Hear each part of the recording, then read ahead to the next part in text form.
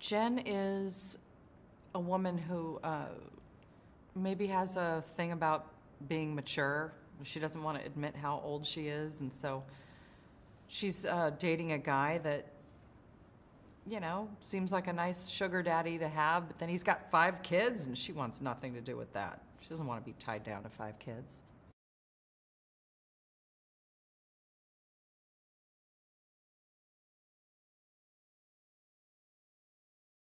Yes, they're very different, but she's very protective of Lauren, so she does have that endearing quality. She, you know, she was probably there when Lauren got divorced and, you know, helped pick up the pieces. So, you know, she is a good friend, but she's a straight talker.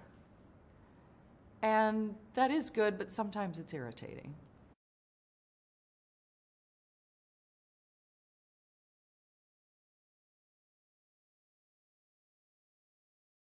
I'd never worked with Drew before. No, I'd always wanted to.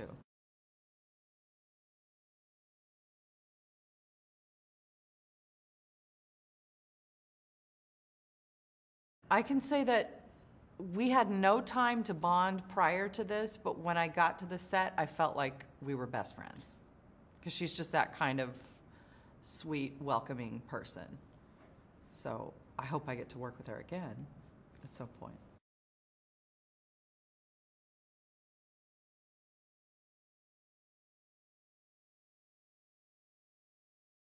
I've been a fan of Adam since he was on Saturday Night Live. I was just so thrilled when they called me to do this role. And I said yes to it before reading the script because Adam and Drew were involved. And to me, that's a no-brainer.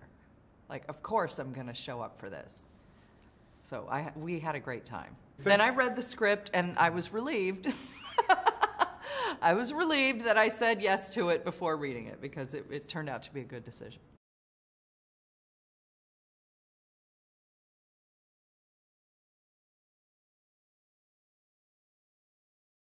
Yes, I was on a blind date with a gentleman who kept reaching into an envelope in his car door and getting powder on his finger and rubbing it on his gums. Now, what do you think that was? Cinnamon?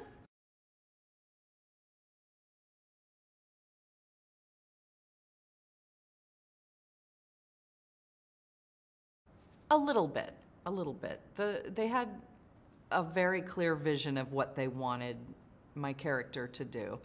And the script was so funny, it didn't need a lot of embellishing, but they did let us improvise a little bit. So in the scene where we're organizing that massive closet in the beginning, and I'm trying on all the fur coats and everything, and I say, oh, Kanye, this, that, and the other, that was all improvised. And my insults to Adam and his insults to me, they were all improvised. And and it was hard to collect myself after that and keep going. We had a good time, but yeah. So we did a little, but it wasn't a lot. We stayed pretty true to the script.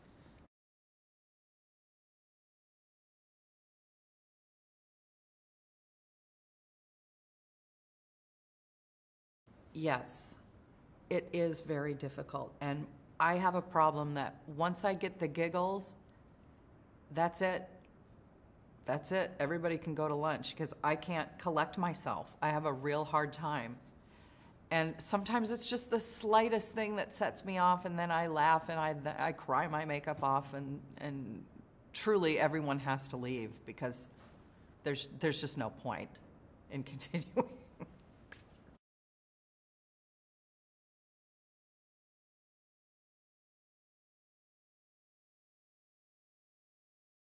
Frank was great because he understands that this type of movie can be funny and it can go to some ridiculous places, but the heart is really what drives it. So he's really good at having something ridiculous happen, but then grounding it really quickly. So, in other words, well, at the beginning of the movie, they're having a bad date at Hooters, all right? And it's the whole Hooters experience, and you think, what a loser. What a loser. But then his wife worked at Hooters. Like, there's always a good, heartfelt reason for things to happen.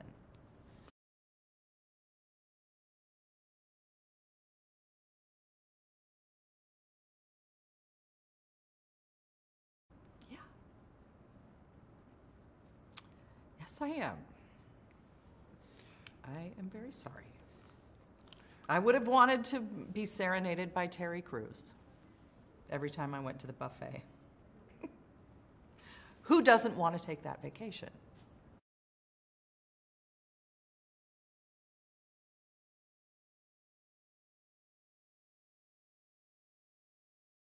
Terry Crews, I always say he's just a good luck charm. This is the third movie I've done with him. Of course, I didn't get to work with him because I didn't get to go to Africa. Let me just remind you of that. But he just radiates joy. He can't help but be entertaining. He loves what he does, and he's funny, and people love to watch him. You feel the excitement in the air whenever he comes on screen. He's magic.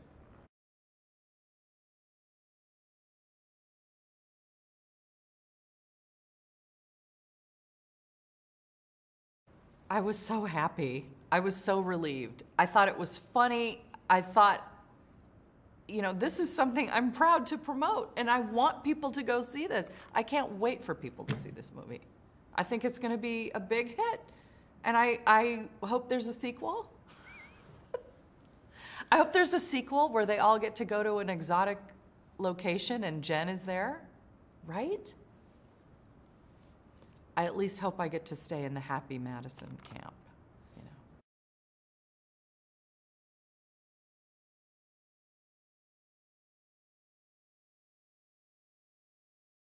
I was surprised at how often I would get choked up, but in the sweetest way. It's not in a manipulative way. I personally hate that in movies, when you're kind of manipulated into crying, and I always cry, you know, but I don't like being manipulated into it. It was just very organic and sweet, and I just loved everything about it.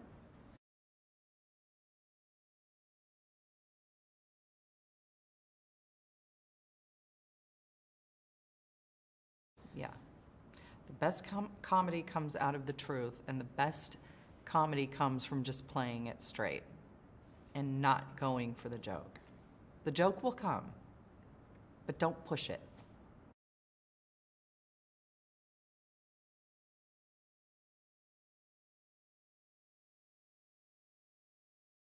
Yeah. Sometimes sitting still gets you a bigger laugh than anything else. Sometimes it's just a twitch of your eyebrows that will do it. You never know what people are going to respond to. Some things that seem funny in the script, that read as funny, are not funny at all when you see it in a movie. I don't know why that is.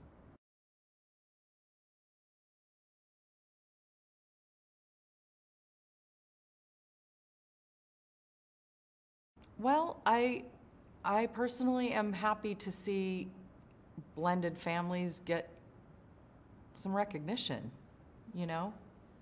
I know plenty of blended families, and I love the idea of a family moon. Why wouldn't you celebrate, you know? If you're lucky enough to have that experience and everybody is getting what they need out of the relationship, why wouldn't you celebrate that?